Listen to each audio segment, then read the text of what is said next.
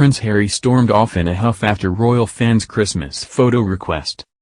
The Duke of Sussex was accompanied by his then-girlfriend Cressida Benz when he was asked for a photograph. But according to a royal biographer, the prince declined, instead telling the fan to get out of my way. For 2 years, Prince Harry had an on-and-off relationship with Burberry muse and model Cressida Benz. The pair were first introduced to each other by Harry's cousin Princess Eugenie, but ultimately called it quits after Cressida reportedly struggled with the idea of life as a royal wife. However, according to a recent biography, the then 25-year-old also struggled with the prince's defiant temperament, with a couple of blowouts leading to the romance's eventual demise.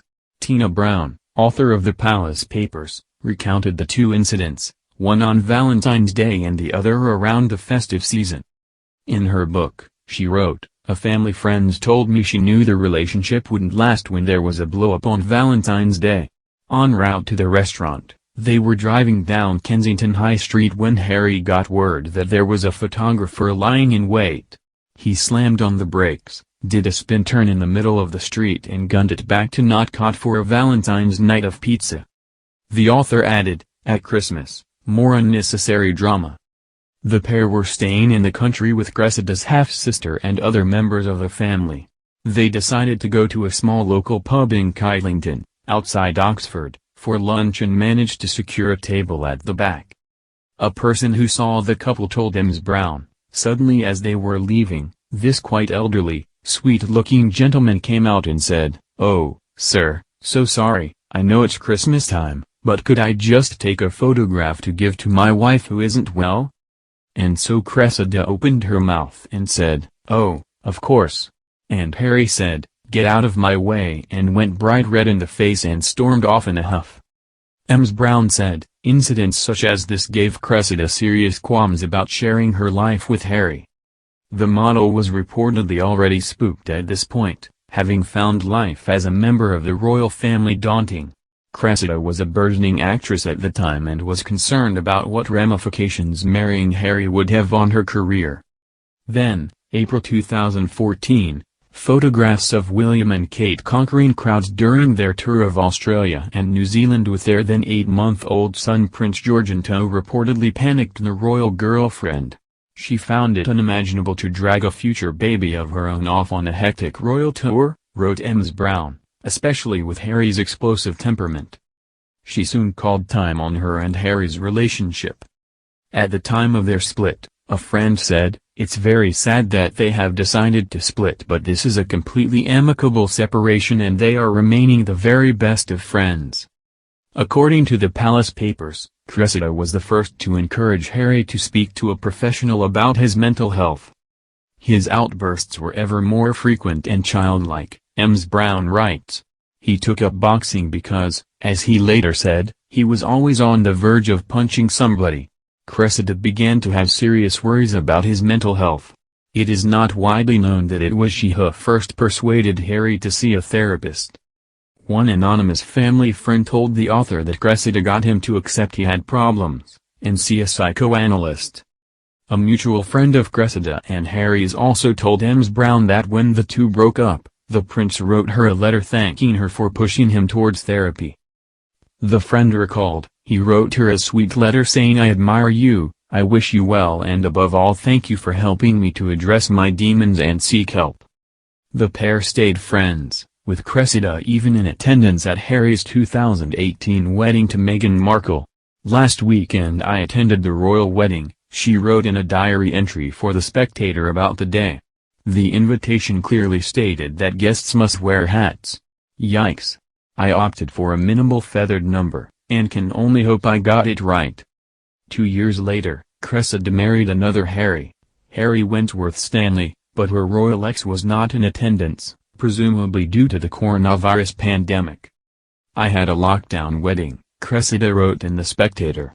A 30-person, socially distanced, sanitized church service was organized in under 2 weeks. Restrictions meant no hymns, no wind instruments and no speaking too loudly.